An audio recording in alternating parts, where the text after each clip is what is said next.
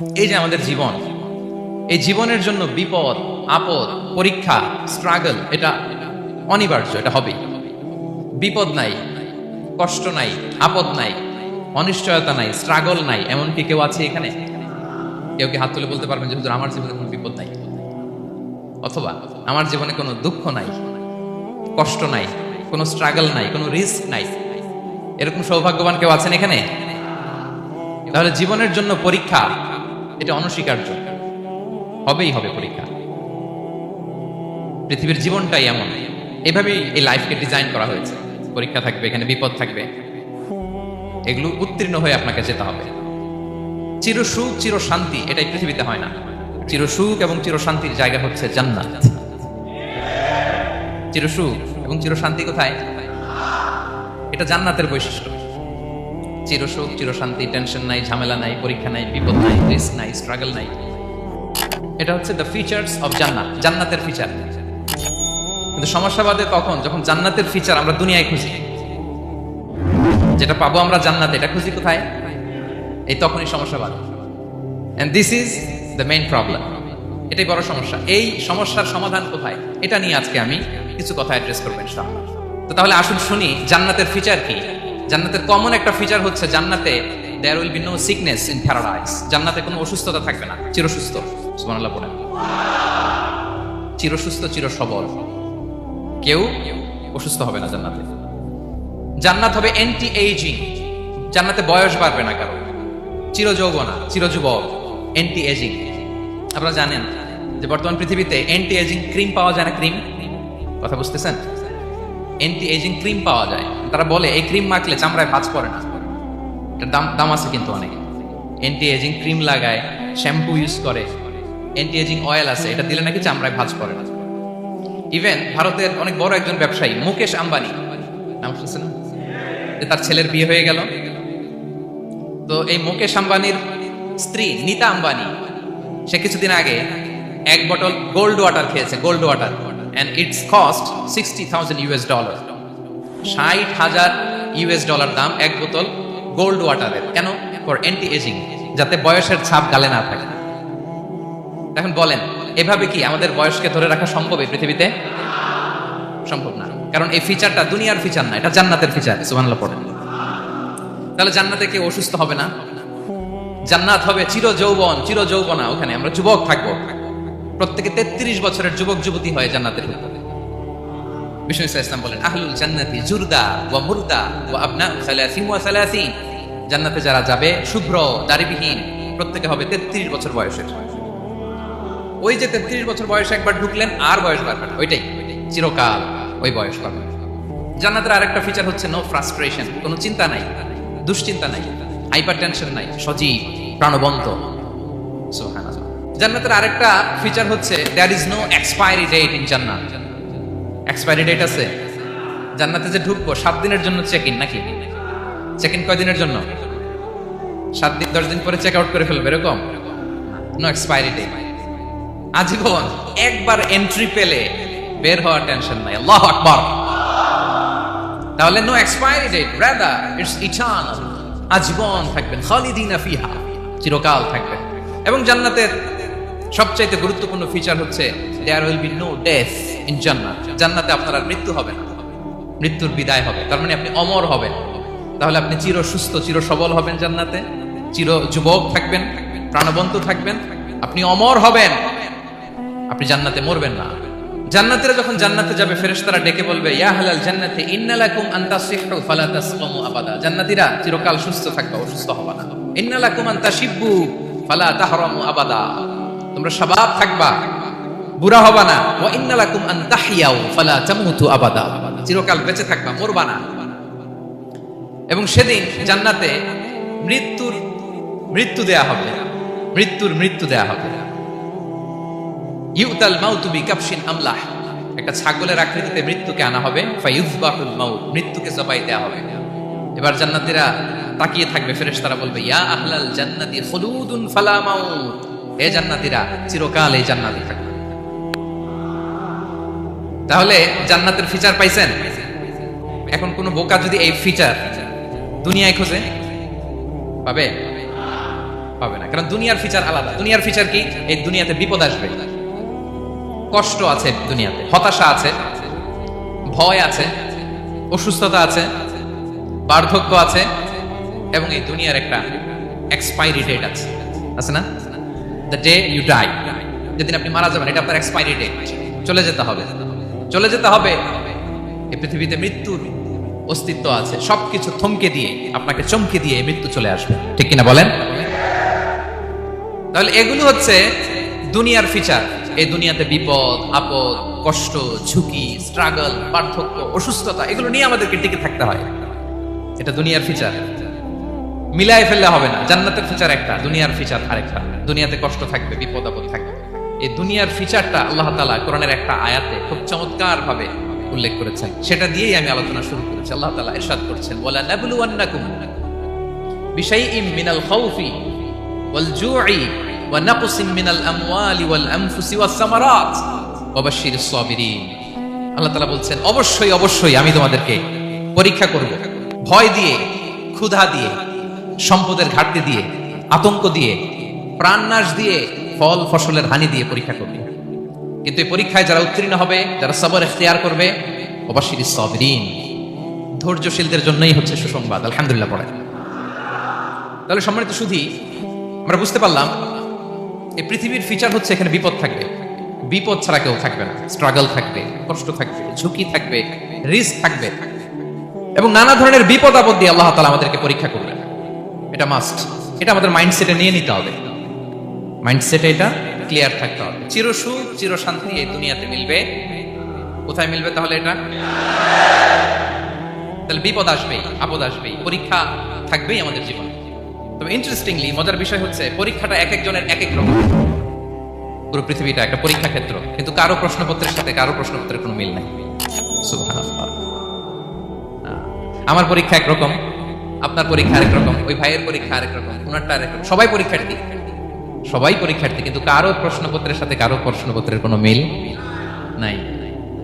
কারোর জন্য পরীক্ষা হচ্ছে সে খুব অসুস্থ, প্রচন্ড অসুস্থতা, তার জন্য পরীক্ষা। ক্যান্সারের রোগী, দুরারোগ্য ব্যাধি, ডক্টর বলছে 4th স্টেজে চলে আসছে, কয়েক মাস বাঁচতে পারে, এটা তার জন্য পরীক্ষা। আবার কারো দেখবেন যে খুব একটা অসুস্থতা নাই, অসুস্থতার ঝামেলা নাই, কিন্তু তার দারিদ্রতা আছে, তার আর্থিক অনটন, এটা তার জন্য পরীক্ষা। আবার কারো দেখবেন অসুস্থতাও নাই, দারিদ্রতাও নাই, তার দাম্পত্য জীবনের সমস্যা আছে না নাই?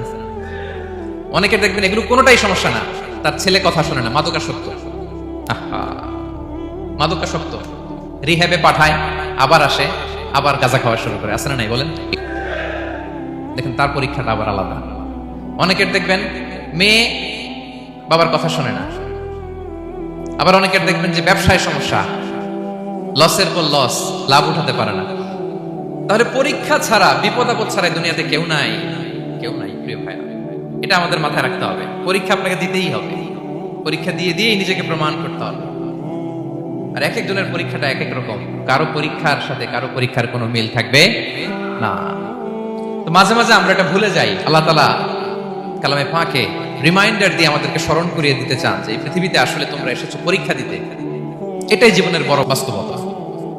আমাদের জীবনে যত হতাশা, আমাদের জীবন নিয়ে যত অভিযোগ, আমাদের মনে যত কষ্ট, আমাদের হৃদয়ের ভেতরে যত অস্থিরতা, তার মূলে হচ্ছে এই সমস্যা যে আমরা ভুলেই গেছি আমরা পরীক্ষা দিতে আসছি। এটা যদি ভুলে না যান, এটা যদি আপনার মাইন্ডসেটে থাকে যে পুরো জীবনটা একটা পরীক্ষা, তাহলে দেখবেন কোনো কিছু আপনাকে কাবু করতে পারবে না। আপনি হতাশ হবেন না, জীবন নিয়ে আর অভিযোগ থাকবে না, আপনি ভেঙে পড়বেন না, সব অভিযোগ হতাশা দূর হয়ে যাবে। তারপর বুঝতে পারলাম পরীক্ষা আপনাকে দিতেই হবে। পরীক্ষা দেয়া ছাড়া এই পৃথিবী থেকে চলে যাওয়ার কোনো চান্স বা সুযোগ আমাদের কারো নেই। সূরাতুল আনকাবুতে আল্লাহ তাআলা এই কথাটা আরো চমৎকার ভাবে বলেছেন। আল্লাহ তাআলা ইরশাদ করেছেন, আহাসিবান নাসু আইয়ুতরাকু আইয়াকুলু আমান্না ওয়া হুম লা ইফতানুন ওয়ালাকাদ ফাতান্নাল্লাযীনা মিন ক্বাবলিহিম ফালা ইয়া'লামান্নাল্লাহুল্লাযীনা সাদাকু ওয়া লা ইয়া'লামান্নাল কাযিবিন। আল্লাহ বলেন, মানুষ কি ভেবেছে সে শুধু বলবে আমি ঈমানদার আর তাকে আমি জান্নাতে ঢুকাই দিব? না, কখনো না, কোশ্চিন কালেও না। বরং পূর্ববর্তীকালে যারা পৃথিবীতে এসেছিল তাদেরকে আমি পরীক্ষা নিয়েছি, পরীক্ষা করেছি, এবং তাকেও ইমানের প্রশ্নে সে সত্যবাদী না মিথ্যাবাদী পরীক্ষা দিয়ে দিয়ে নিজেকে প্রমাণ করতে হবে, ঠিক কিনা বলেন? পরীক্ষা দিয়ে আপনাকে প্রমাণ করতে হবে। এবং এই পরীক্ষার ব্যাপারটা, এটা যে শুধু আমরা সাধারণ মানুষ আমাদের জীবনে দুঃখ বিপদ পরীক্ষা এমনটা না। এই পৃথিবীর সবচেয়ে শ্রেষ্ঠ মানুষ যারা ছিলেন তাদেরকে আল্লাহ পরীক্ষা নিয়েছেন। বলেন তো, এই পৃথিবীতে সবচাইতে শ্রেষ্ঠতম মানুষ কারা? সবচাইতে শ্রেষ্ঠ ভালো মানুষ কারা ছিল পৃথিবীতে? বলেন তো, নবীরা। আওয়াজ করে বলেন তো, কারা? বলেন তো, নবীদের জীবনে পরীক্ষা ছিল কি ছিল না? হ্যাঁ, ছিল। বেশি না কম? বিষ্ণু ইসলামকে জিজ্ঞাসা করা হলো, আইয়ুন নাসি আশাদ্দু বালাআন ইয়া রাসূলুল্লাহ, হে আল্লাহর রাসূল, এই পৃথিবীতে কাদের জীবনে পরীক্ষা বেশি? বিষ্ণু ইসলাম বললেন, আল আম্বিয়া, নবীদের জীবনে। আল আম্বিয়া সুম্মাল আমসাল ফাল আমসাল, সবচাইতে জীবনে পরীক্ষার সম্মুখীন সবচাইতে বেশি হয়েছেন নবীরা। তারপরে নবীদের পরবর্তী অবস্থান যাদের, সিদ্দিকিন যারা, সোহাদা যারা, সলিহিন যারা, আল্লাহওয়ালা যারা, তাদের জীবনে পরীক্ষা বেশি। ইউবতালার রাজুলু আলা হাসাবি দীনি, ব্যক্তির দিনদারি যত বেশি তার জীবনে আল্লাহর পরীক্ষাও তত বেশি। আপনি আল্লাহওয়ালা হবেন, আপনার জীবনে পরীক্ষাও অনেক বেশি। এজন্য ইমানদার হওয়া যেমনি মর্যাদার, ইমানদারের জীবনে পরীক্ষাও হবে অনেক বেশি। এবং পরীক্ষা যত বড়, খেয়াল রাখতে হবে, মন খারাপ করার কোনো সুযোগ নেই। পরীক্ষা যার জীবনে যত বড়, সেটাতে সফল হতে পারলে ওটার প্রতিদানও বড়। পরীক্ষা যত বড়, এটাতে সাকসেস হইতে পারলে এটার রিওয়ার্ডও তত বড়। বিষ্ণু ইসলাম বলেন, ইযামুল জাযাই মাআ ইযামিল বালা, বালা যত বড় জাযাও তত বড়, প্রতিদানও তত বড়। আপনারা নবীদের জীবনে যদি খেয়াল করেন, দেখবেন যেই নবীর জীবনে পরীক্ষা যত বেশি, সেই নবীর জীবনে সফলতাও তত বেশি। সাইয়েদনা ইব্রাহিম আলাইহিস সালামের কথাটা একটু খেয়াল করেন তো, বলেন তো, ওনার জীবনে পরীক্ষা কেমন ছিল? বেশি না কম? ওনার জীবনের পরীক্ষা থেকেই তো আমরা এই শব্দটা ব্যবহার করি। আমরা বলি অগ্নি পরীক্ষা। কি বলি? মানে আগুনে নিক্ষেপ করা হয়েছে সাইয়েদনা ইব্রাহিম আলাইহিস সালামকে। তাও স্বাভাবিকভাবে না, উলঙ্গ করে, ন্যাকেট করে, ওনাকে অপমানিত করবার জন্য ওনার গায়ের জামা কাপড় খুলে উলঙ্গ অবস্থায় আল্লাহর খলিল সাইয়েদনা ইব্রাহিম আলাইহিস সালামকে অগ্নিকুণ্ডে নিক্ষেপ করা হয়েছিল। এরকম এক্সপেরিয়েন্স এই অডিটোরিয়ামের ভেতরে আমাদের কখনো হয়েছে? তাইলে সাধারণ মানুষের জীবনের পরীক্ষা আর নবীদের জীবনের পরীক্ষার মধ্যে পার্থক্য আছে না নাই? ওই পরীক্ষায় উনি পাশ করে ফেললেন। 86 বছর পর্যন্ত আল্লাহর কাছে দোয়া করলেন, আল্লাহ আমাকে একটা নেককার সন্তান দাও। আল্লাহ সন্তান দেয় না। 86 বছর পরে আল্লাহ তাআলা সাইয়েদনা ইব্রাহিম আলাইহিস সালাম এবং হাজারের ঘরকে উজালা করে সন্তান দিলেন। সাইয়েদনা ইসমাঈল আলাইহিস সালাম পৃথিবীতে আসলেন কত বছর বয়সে? 86 বছর বয়সের এখানে কেউ আছেন? হ্যাঁ, আছি আমরা? কেউ নাই। 86 বছর বয়সে প্রথম সন্তান পেয়েছে। তাদের ঘরকে উজালা করে আল্লাহর নবী সাইয়েদনা ইসমাঈল আলাইহিস সালাম আসলেন। এবার আল্লাহ বললেন, যাও স্ত্রীকে আর এই কলিজার টুকরা সন্তানকে, থাকো তো প্যালেস্টাইনে, প্যালেস্টাইন থেকে 1500 কিলোমিটার দূর দ্য ব্যারেন ল্যান্ড, ওই মক্কার ধুধুমরু প্রান্তরে রেখে আসো, যেখানে কেউ নাই, মানুষ নাই, গাছ নাই, পাখি নাই, পানি নাই, যাব রেখে আসো। আচ্ছা বলেন তো, 86 বছর পরে যে লোকটা সন্তান পেল, বুঝে শুনে উত্তর দিয়ে, 86 বছর পরে যে লোকটাকে আল্লাহ তাআলা সন্তান দিল, তার হৃদয়ে ওই সন্তানের জন্য মায়া বেশি না কম? এমনি তো আমাদের প্রথম সন্তানের হিস্ট্রিটা একটু খেয়াল করেন তো। প্রথম আমাদের যে মেয়ে হয়েছিল বা যাদের ছেলে হয়েছিল, তার প্রতি আদর, সোহাগ, দরদ, ভালোবাসা, আল্লাহ কত ছিল। 86 বছর বয়স আল্লাহ তাআলা ওনাকে সন্তান দিলেন, দিয়ে বলেন, যাও হাজারকে আর ইসমাঈলকে মক্কার ধুধুমরু প্রান্তরে রেখে আসো। আল্লাহ তাআলা বলতে দেরি, চলে যেতে দেরি নাই, মুহূর্তে উনি রওনা হয়ে গেলেন। সুবহানাল্লাহ পড়বেন না? রেখে আসলেন মক্কার ধুধুমরু প্রান্তরে। এবার আল্লাহ বলেন, যাও রিটার্ন ব্যাক টু প্যালেস্টাইন, প্যালেস্টাইনে চলে যাও। চলে গেলেন, হৃদয়টা ভেঙে খান। অনেক বছর পরে আল্লাহ তাআলা আবার অনুমতি দিলেন, যাও এবার ছেলেকে দেখে আসতে পারো, যাও প্যালেস্টাইন থেকে আবার মক্কায় যাও। সাইয়েদনা ইব্রাহিম আলাইহিস সালাম প্যালেস্টাইন থেকে আবার 1500 কিলোমিটার পথ পাড়ি দিয়ে, এখনকার মতো ফ্লাইটে যায় না, গাড়িতেও না, উটে করে। কিসে করে? উনি যে কতবার মক্কা থেকে ফিলিস্তিন এসেছেন আর গিয়েছেন, কোনো ইয়ত্তা নাই, হিসাব নাই। গেলেন, এবার ছেলেটা হাঁটতে পারে, দৌড়াতে পারে, একটু কথা বলতে পারে, আব্বু আব্বু ডাকতে পারে। কেমন মায়া লাগে বলেন তো? মায়া ভালোবাসায় যখন টইটম্বুর, ঠিক ওই মুহূর্তে আল্লাহ বলেন, ছেলেকে জবাই করো ছেলেকে। আল্লাহ তাআলা বলতে দেরি করেছেন, আল্লাহর আদেশ পালনে 1 সেকেন্ডও তিনি দেরি করেন নাই। ছুরি চালালেন, জান্নাত থেকে দুম্বা নিয়ে আসা হলো। এভাবে আল্লাহর নবী ইব্রাহিম আলাইহিস সালাম ওনার জীবনের প্রতিটি ক্ষেত্রে যেখানে আল্লাহ তাআলা ওনাকে পরীক্ষা নিয়েছেন, উত্তীর্ণ হয়েছেন। এবং দেখেন ওনাকে আল্লাহ তাআলা কি উপহার দিলেন, আল্লাহ তাআলা ওনাকে খলিলুল্লাহ উপাধি দিলেন, আল্লাহর বন্ধু। সুবহানাল্লাহ বলেন। আল্লাহ তাআলা বলছেন ওয়া ইযি বিতালা ইব্রাহিম রাব্বুহু বিকালিমাতিন ফাআতাম্মাহুন ক্বালা ইন্নী জাঈলুকা লিন-নাসি ইমামা। আল্লাহ অনেকগুলো পরীক্ষা নিয়েছিলেন সাইয়েদনা ইব্রাহিম আলাইহিস সালাম, প্রতিটা পরীক্ষায় সাকসেসফুলি পাস করেছেন, গোল্ডেন এ প্লাস। আল্লাহ বলেন ইন্নী জাঈলুকা লিন-নাসি ইমামা, I'm gonna make you the leader for the entire human being. I'm gonna appoint you as a leader for the entire universe. গোটা বিশ্বের জন্য, গোটা মানবতার জন্য আমি তোমাকে লিডার বানায় দিলাম। ইযামুল জাযাই মা'a ইযামিল বালা। পরীক্ষা যত বড়, ওই পরীক্ষায় পাশ করলে ওইটার ফলাফল ও প্রতিদানও বড়। তাহলে দেখেন প্রিয় ভাইরা, সাইয়েদনা ইব্রাহিম আলাইহিস সালামের জীবনে পরীক্ষার কোনো শেষ ছিল না। আমি আপনি কোথায়? আল্লাহর খলিলের জীবনে যদি এত পরীক্ষা থাকতে পারে, আমি আপনি কোথায় বলেন তো? এবার বলেন, সাইয়েদনা মূসা আলাইহিস সালাম, ওনার জীবনে তো কোনো পরীক্ষার ছিল না। গুণে শেষ করতে পারবেন? জন্মটাই তো হয়েছে পরীক্ষার মধ্য দিয়ে। মিশরের ছেলে সন্তান হইলে ফেরাউন বলছে জবাই করো, ওনার মা এরকম সিন্ধুকে করে ভাসায় দিলেন নীল নদীতে। আল্লাহু আকবার, কি একটা রোমাঞ্চকর পরিস্থিতির মধ্য দিয়ে আল্লাহ তাআলা ওনাকে বাঁচালেন। জন্মই হয়েছে পরীক্ষার মধ্যে দিয়ে।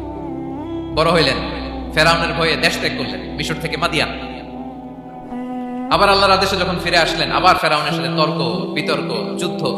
একটা রাত আল্লাহ নবী মুসা আলাইহিস সালাম শান্তি মতো মিশরে ঘুমাতে পারে নাই। একটা রাত শেষ পর্যন্ত এই ফেরাউন মুসা আলাইহিস সালামকে ধাওয়া করেছে।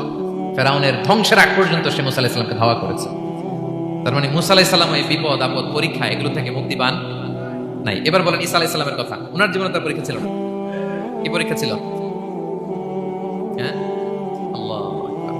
Same scenario goes to the biography of every messenger in the world.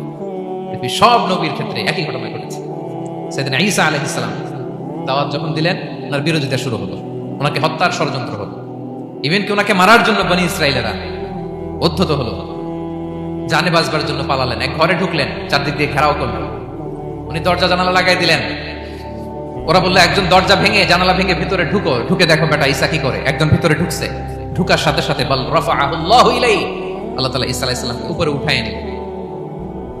আর যেই লোকটাকে তারা ভিতরে ঢুকালো, তার চেহারাকে আল্লাহ তাআলা ঈসা আলাইহিস সালামের চেহারার মতো করে দিলেন।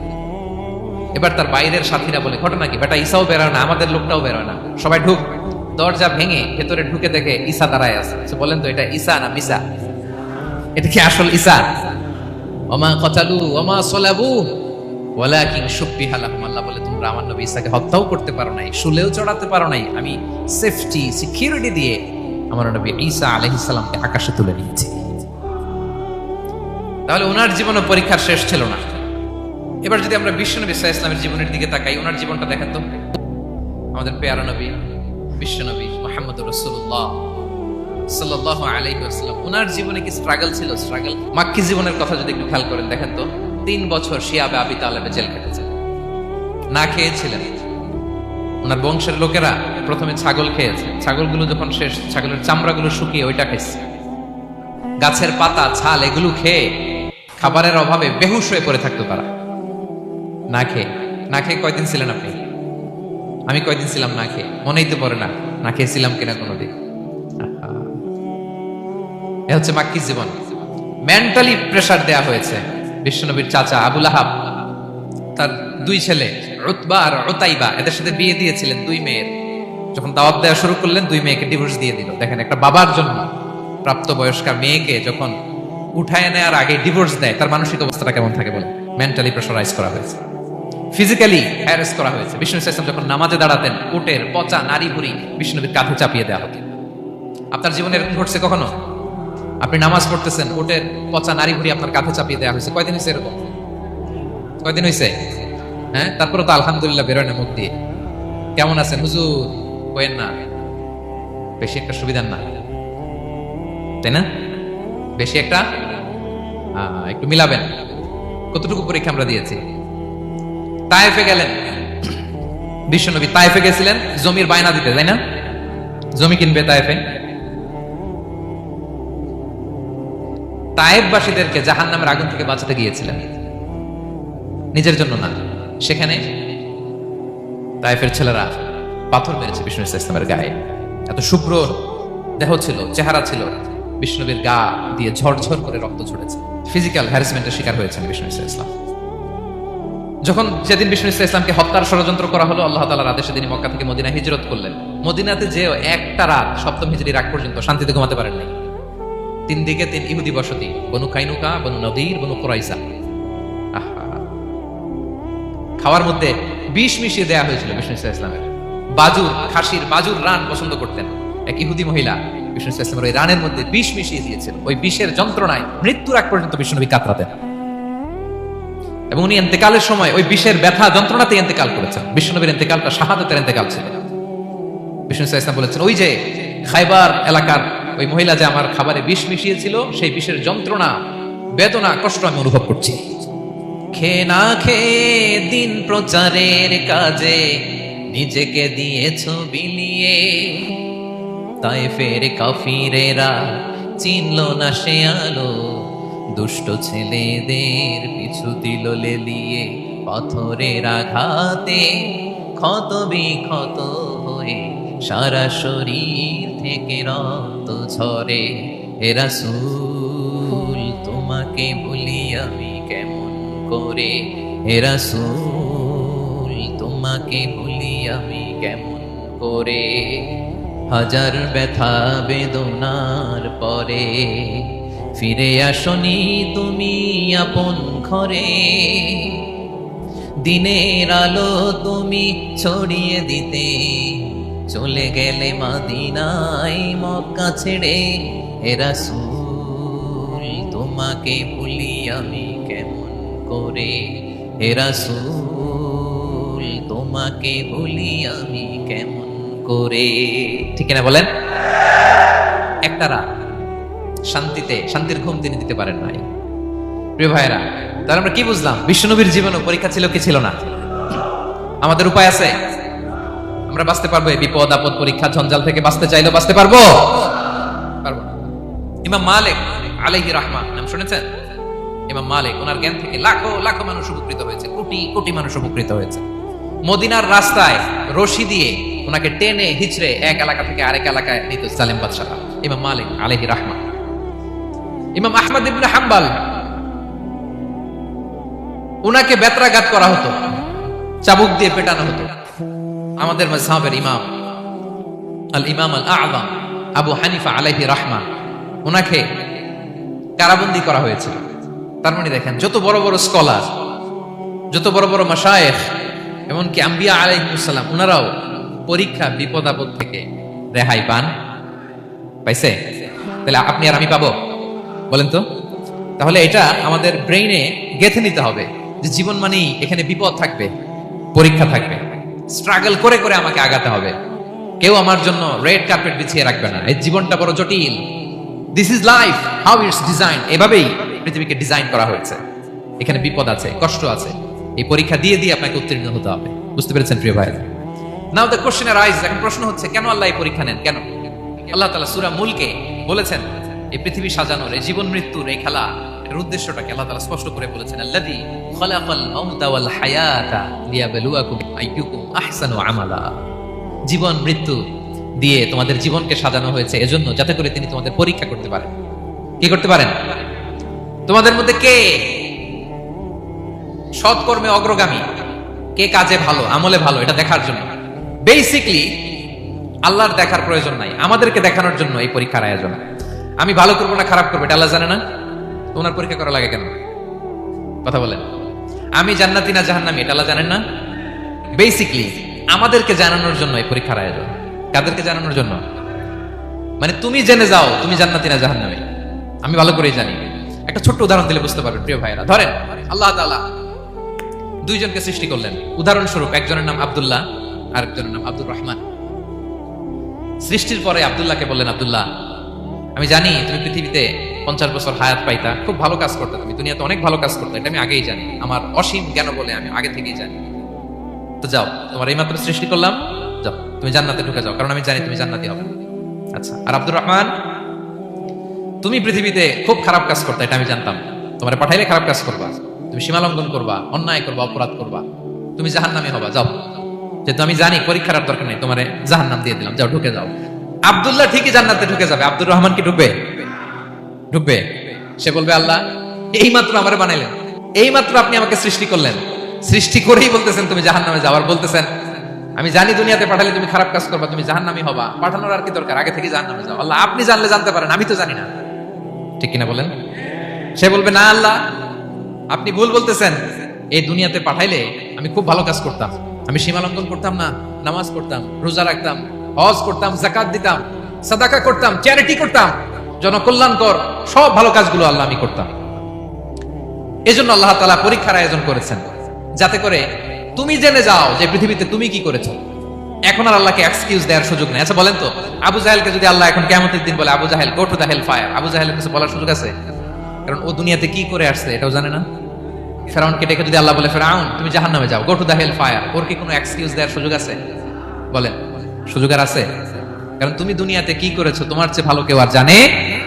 তা পৃথিবীতে এই পরীক্ষার এই আয়োজনের সবচেয়ে বড় উদ্দেশ্য হচ্ছে যাতে করে আমরা দেখে যাই যে আমরা কি কাজ করছি। কেউ যখন পরীক্ষা দেয় প্রিয় ভাইরা, ওই পরীক্ষায় কত পাবে তার একটা হিসাব আছে না? বলেন, আপনি গণিত পরীক্ষা দিয়ে আসছেন, যে 100তে 100 পাবে সে বলতে পারে আমার সব অঙ্ক হয়েছে, ঠিক কিনা বলেন? আর যে লাড্ডু গুড্ডু বুঝছেন তো, কিছুই পারে নাই, ঘোড়ার ডিম, তারও একটা হিসাব আছে যে সে কিছুই লিখে আসতে পারে নাই। তাই পৃথিবীতে এই পরীক্ষার আয়োজনের প্রধানতম কারণ হচ্ছে যাতে করে আমরা বুঝে যেতে পারি যে আমরা কোথায় যাব, জান্নাতে না জাহান্নামে। প্রিয় সুধী, এ পর্যায়ে আমরা জানবো এই যে পরীক্ষা আল্লাহ তাআলা নিচ্ছেন আমাদেরকে, এই পরীক্ষায় সফল হওয়ার মূল মন্ত্র কি। কোরআনে বিভিন্ন আয়াতে পরীক্ষার কথা বলা হয়েছে এবং এই পরীক্ষার সফলতার মূল মন্ত্রও কোরআনে ঘোষিত হয়েছে। আলহামদুলিল্লাহ বলেন।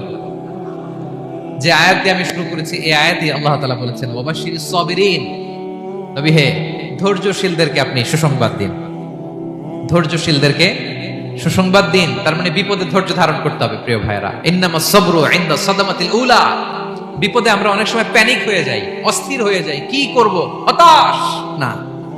মুমিনরা হতাশ হয় না, ধৈর্য ধারণ করে। কি করে? কি করে? ধৈর্য ধারণ করার শক্তি দাও গো মেহেরবান আমায়, দাও গো মেহেরবান। পড়েন, ধৈর্য ধারণ করার শক্তি দাও গো মেহেরবান আমায়, দাও গো মেহেরবান। সবাই বলুন একসাথে, ধৈর্য ধারণ করার শক্তি দাও গো মেহেরবান আমায়, দাও গো মেহেরবান। বুকের ভেতর ব্যথার নদী বইছে অবিরা, বইছে বইছে অবিরা। পড়ুন, ধৈর্য ধারণ করার শক্তি দাও গো মেহেরবান আমায়, দাও গো মেহেরবান। পড়েন আমিন। আল্লাহ যেন বিপদে আমাদেরকে ধৈর্য ধারণ করার তৌফিক দান করে। প্রিয় ভাইয়েরা, ধৈর্য এটা এমন একটা গাছ যে গাছের সারা গায়ে কাটা, কিন্তু এই গাছের ফলটা বড় সুস্বাদু। আই রিপিট, আমি আবার বলছি, ধৈর্য এটা এমন একটা গাছ যে গাছের সারা গায়ে কাটা, কিন্তু ফলটা বড় মিষ্টি, ফলটা বড় সুস্বাদু। সবাই ধৈর্য ধারণ করতে পারে না। বিষ্ণু ইসলামকে আল্লাহ তাআলা নানা সময় আশ্বস্ত করেছেন, সান্ত্বনা দিয়েছেন, আর ধৈর্যের বাণী শুনিয়েছেন। আল্লাহ বলেন ফাসবির কামা সাবারা উলুল আজমি মিনার রাসূল, নবী হে আপনার আগে দৃঢ় প্রত্যয়ী নবীরা যেরকম ধৈর্য ধারণ করেছে আপনি ধৈর্য ধারণ করুন। সূরাতুল মুজাম্মিল আল্লাহ তাআলা বলছেন ওয়াসবির আলা মা ইয়াকুলুনা ওয়াহজুরহুম হাজরান জামিলা, ওরা যাই বলুক আপনি ধৈর্য ধারণ করুন, ওদের কথাকে ইগনোর করুন, just ignore what they are saying to you. যা বলে আপনি জাস্ট ইগনোর করেন। ওরা বিষ্ণু ঈসা ইসলামের মনোবলকে ভেঙে দেওয়ার জন্য কখনো বিষ্ণু ঈসা ইসলামকে কবি বলে গালি দিত। কবি কি বলতো? শায়ের। কখনো বলতো মজনুন, পাগল। নাউজুবিল্লাহ পড়বেন না? পাগল বলে গালি দিত। মাঝে মাঝে বলতো কাহিন, গণক। মাঝে মাঝে বিষ্ণু ঈসা ইসলামকে তারা বলতো আবতার, লেস কাটা। মুহাম্মদ তোমার ছেলে নাই, তোমার বংশ নির্বংশ হয়ে গেছে, তোমার নাম নেয়ার মতো কেউ নাই। কপাল পোড়া। গোটা বিশ্বব্যাপী বিষ্ণু ঈসা ইসলামের সুনাম সুখ্যাতি ছড়িয়ে দিয়েছে কে? আকাশ বাতাস মাড়িয়ে, সাত আকাশ ছাড়িয়ে আল্লাহর আরশ পর্যন্ত আল্লাহ তাআলা বিষ্ণুনবীর সুনাম সুখ্যাতিকে সুউচ্চ করেছেন। ঠিক কিনা বলেন? ইগনোর করুন। আপনাকে কবি বলে, গণক বলে, আপনাকে পাগল বলে, আপনাকে লেস কাটা বলে, জাস্ট ইগনোর দেন। বর্তমান সময়েও নানা ধরনের ট্যাগ আমাদেরকেও দেয় কি দেয় না? বলেন, দেয়। আমাদেরকে কি বলে? মৌলবাদী বলে, বলে বলে ওই যে রাজাকার বলে। রাজাকার রাজাকার খেলার দিন শেষ। মন মতো হইলে মুক্তিযোদ্ধা, মন মতো না হইলে রাজাকার, এই দিন শেষ। ওই দিন আর নাই, এই কার্ড দিয়ে আর খেলার দিন নাই। এগুলো মানুষ আর খায় না এখন, এগুলো গিলে না আর। সাধারণ মানুষ বড্ড সচেতন। দেখেন কালের বিবর্তনে, সময়ের আবর্তনে একই পরিক্রমা আমাদেরকেও ট্যাগিং করে, আমাদেরকে মৌলবাদী বলে, ব্যাকডেটেড বলে, রাজাকার বলে, জঙ্গি বলে, যুদ্ধাপরাধী বলে। আছে না এরকম? ওয়াসবির আলা মা ইয়াকুলুন, নিজের সাথে মিলায় নেন, যা বলে ধৈর্য ধারণ করো। ওয়াহজুরহুম হাজরান জামিলা, জাস্ট ইগনোর দেম, ভালোভাবে ইগনোর করেন, খালাস, সালাম দিয়ে কেটে পড়েন। তাহলে প্রিয় ভাইরা, এই বিপদ আপদ আমাদের পিছু ছাড়বে না, পিছু ছাড়বে না। নবীদের পিছু ছাড়ে নাই, আমরা কোথায়? আমরা আর কি? বিপদ আমাদেরকে ধৈর্য ধারণ করতে হবে, মনোবল হারাইলে হবে না। দেখেন বিশ্বনবী কিভাবে আপনাদেরকে সান্ত্বনা দেয়। বিশ্বনবী বলেন, আজাবান লি আমরিল মুমিন, মুমিনের ব্যাপারটা বড় আশ্চর্যজনক। ফাইন্না আমরাহু কুল্লাহু লাহু খাইর, মুমিনের জীবনে যা ঘটে সবটাই খাইর, সবটাই কল্যাণ। ইন আসাবাতহু সাররাউ শাকারা ফাকানা খাইরাল্লাহ ওয়া ইন আসাবাতহু দাররাউ সাবারা ফাকানা খাইরাল্লাহ। মুমিনের জীবনে যদি সুখ আসে তাহলে মুমিন শুকরগুজার হয়, এটা তার জন্য ভালো।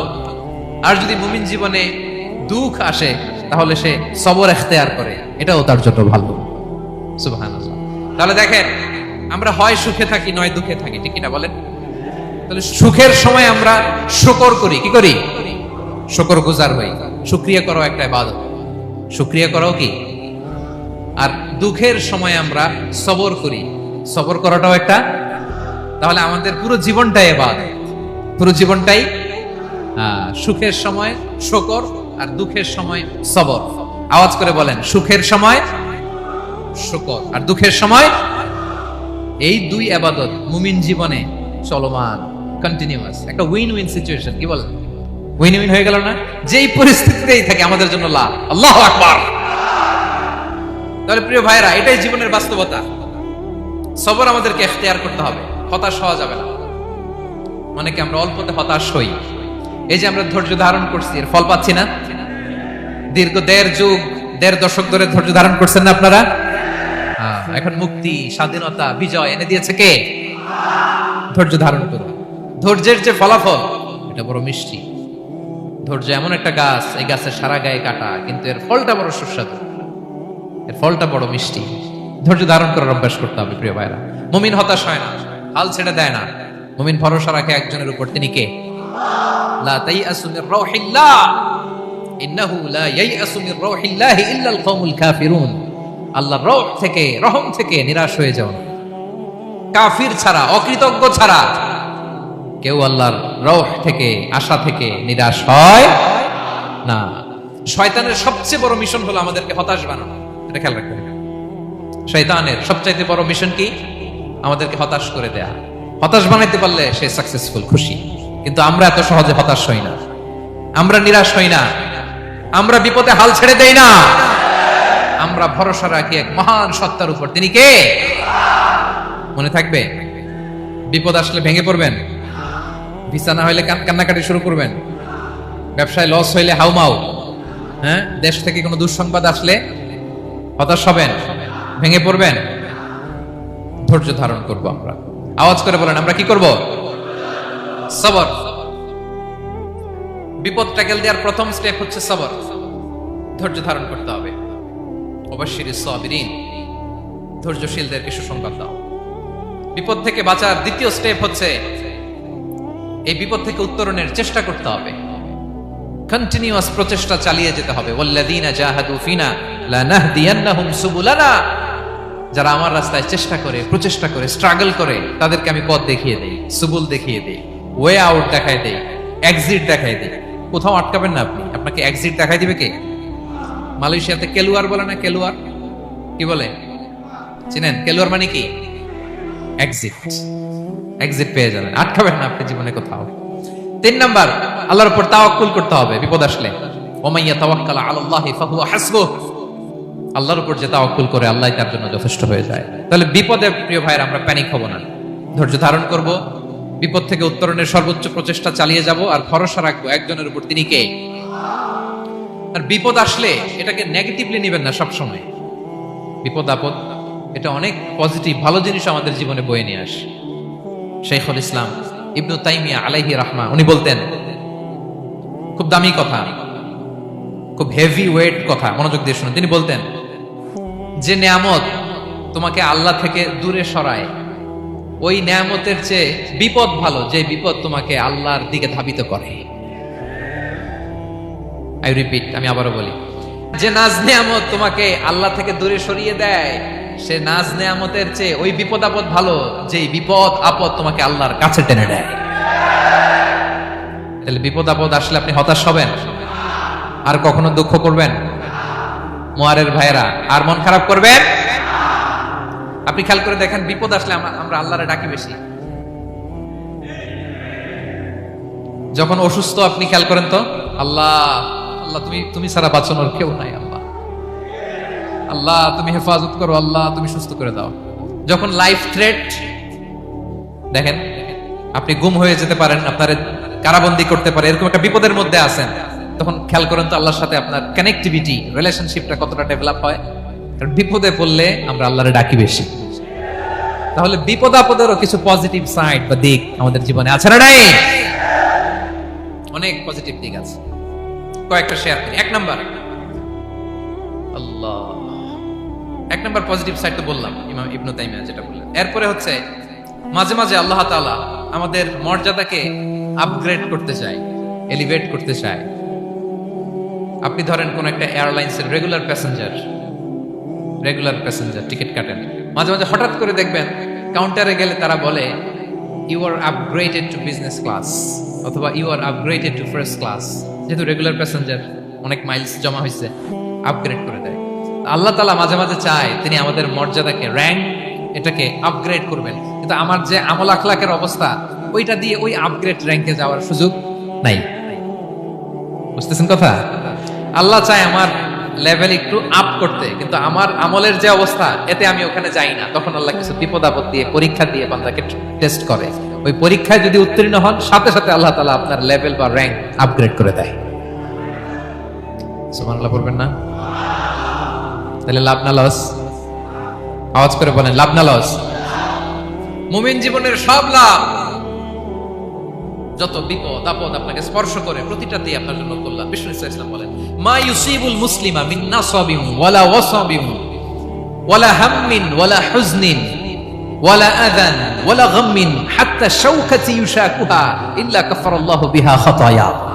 আপনার জীবনে যত দুঃখ, যত যন্ত্রণা, যত টেনশন, যত অ্যাংজাইটি, যত ইনজুরি, এমনকি গোলাপ ফুল পাড়তে যে ওখানে যে কাটা বাঁধছে, বরই খেতে যে বরই গাছে ওঠার পর যে একটা কাটা বিঁধছে আপনার হাতে, এর কারণে আল্লাহ তাআলা আপনার গুনাহ মাফ করে দেয়। সুবহানাল্লাহ। তাহলে বিপদ আপদ দিয়ে আল্লাহ বান্দার মর্যাদাকে আপগ্রেড করে। বিপদ আপদে ফেলে আল্লাহ তাআলা বান্দার পাপ মোচন করে। বিপদ আপদ দিয়ে আল্লাহ তাআলা বান্দার শাস্তি মওকুফ করে। এমন পাপ করছেন, এটার জন্য শাস্তি বরাদ্দ হয়ে গেছে, কিন্তু আল্লাহ তাআলা ওই শাস্তি থেকে মাঝে মাঝে আপনাকে বাঁচাতে চায়, তখন কিছু বিপদ দিয়ে বান্দারে পরীক্ষা করে। উত্তীর্ণ হলেই আল্লাহ তাআলা ওই শাস্তিকে মওকুফ করে দেয়। তাহলে আসুন সামারি করি, পুরো আলোচনাটার সামারি করি। এক নম্বর সামারি হচ্ছে, বিপদ আপদ, পরীক্ষা, স্ট্রাগল, কষ্ট, এটা সুন্নাতুল্লাহি ফিদ দুনিয়া। এই দুনিয়ায় আল্লাহর সুন্নাত, এর বাইরে কেউ যেতে পারে না, ইভেন নট দ্য মেসেঞ্জার্স, নবীরাও। আজকের আলোচনায় শুনছেন না, নবীদের জীবন দিয়ে কি গেছে, ups and downs, test and trial, নবীরাও না।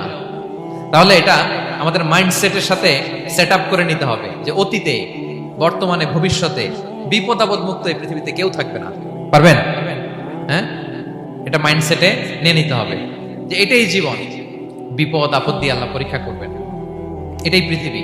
চির সুখ চির শান্তি এই পৃথিবীতে খুঁজলেই পাওয়া যায় না। শুরুতে বলছিলাম না, চির সুখ চির শান্তি। বলেন তো, এটা কি দুনিয়ার ফিচার না জান্নাতের ফিচার? জান্নাতের ফিচার দুনিয়ায় খুঁজতে পাওয়া যাবে? যাবে না। তাহলে আজকের আলোচনার এক নাম্বার লেসন হচ্ছে, বিপদ আপদ এটা সুন্নাতুল্লাহি ফিদ দুনিয়া। এই দুনিয়া আল্লাহর সুন্নাত, এটা থেকে মুক্তি পাওয়ার কোনো সুযোগ নাই, নবীরাও পায় নাই। 2 নম্বর লেসন, বাঁচার যেহেতু সুযোগ নাই, we have to face it with patience, intellect and tawakkul।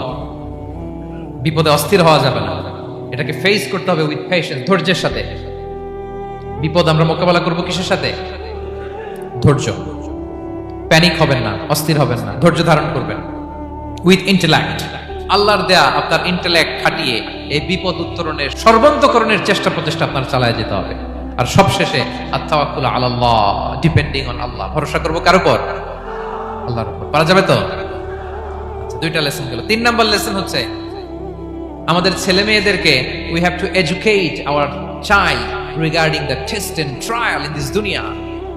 দুনিয়ার এই বিপদ আপদের ব্যাপারে আমাদের ছেলে মেয়েদেরকে শেখাতে হবে, বুঝাতে হবে। ওরা ছোট মানুষ তো অস্থির হয়ে যায়, আব্বু আমার সাথে কেন এমন হয়, আমারই শুধু পেন্সিল চুরি হয়, আমারই শুধু এটা হয়, আমি পরীক্ষায় খারাপ করি, আমি ব্যথা পাই, আমার এই আমার সেই। ছোট মানুষ তো বুঝে না, ওরা বুঝাইতে হবে যে বাবা, this is the essence of life, এটাই জীবন, এটাই কি এই লাইফ হ্যাকস গুলো তাদেরকে শেখাইতে হবে। ডোন্ট বি প্যানিক হওয়া যাবে না। This is how life is design, এটাই জীবন, বিপদ আপদ আসবে, এটাকে মেনে নিতে হবে, ছেলে মেয়েদেরকে শেখাইতে হবে, তাহলে তারাও প্যানিক হবে না। পারবেন তো ইনশাআল্লাহ? আচ্ছা, 4 নম্বর লেসন হচ্ছে যেটা আমরা জানলাম, এই বিপদ আপদ সবসময় আমাদের জন্য খারাপ না। সামটাইমস ইট ব্রিংস খায়ের for us if dealt properly. ঠিকমতো বিপদকে ডিল করতে পারলে এটা আসলে আমার জন্য আখেরে কল্যাণই বয়ে নিয়ে আসে। কি বলেন, তাই না? কল্যাণ বয়ে নিয়ে আসে। সব শেষ কথা হলো, আমরা যেন এই বিপদগুলোকে প্রপারলি ডিল করতে পারি, আমরা যেন সবর ইখতিয়ার করতে পারি। আল্লাহর কাছে চাইতে হবে, দোয়া করতে হবে, কারণ তৌফিক দেওয়ার মালিক কে? আল্লাহর কাছে যেন আমরা কায়মনো বাক্যে প্রার্থনা করতে পারি, আল্লাহ এই বিপদকে যেন আমরা ডিল করতে পারি উইথ সাবর, উইথ ইন্টেলেক্ট, উইথ তাওয়াক্কুল। আসল হাতিয়ার হচ্ছে এটা, দোয়া। আল্লাহর কাছে চাইবেন, মনোযোগের সাথে চাইবেন, আন্তরিকতার সাথে চাইবেন। উদুল্লাহ ওয়া আনতুম মুকিনুনা বিল ইজাবা। বিষ্ণু বলেন এমন ভাবে চাও যেন তুমি অনেকটা কনফার্ম যে তোমার দোয়া আল্লাহ কবুল করবেনি, এমন ভাবে চাও। অনেকে রোবোটিক দোয়া করে। রোবোটিক দোয়া মানে দোয়ার মধ্যে প্রাণ নাই, ধ্যান নাই, মন নাই, আগ্রহ নাই, ভালোবাসা নাই, ওই দোয়া আল্লাহ কবুল করে না। মনোযোগ দিয়ে চাইতে হবে চাওয়ার মধ্যে, তাহলে আল্লাহ তাআলার পক্ষ থেকে তৌফিক পাওয়া যাবে। পারা যাবে তো ইনশাআল্লাহ? আল্লাহ তাআলা আমাদের সবাইকে বিপদে আপদে ধৈর্য ধারণ করার তৌফিক দান করুক। নবীরা তাদের জীবনে যেভাবে স্ট্রাগল, আপস এন্ড ডাউনস, বিপদগুলোকে, টেস্ট এন্ড ট্রায়াল গুলোকে ডিল করেছে, আমরা যেন সেভাবে ডিল করতে পারি। আল্লাহ তৌফিক দান করুক। আল্লাহ তাআলা আমাদের সবাইকে কথাগুলো বোঝা আর আমল করার তৌফিক দান করুক।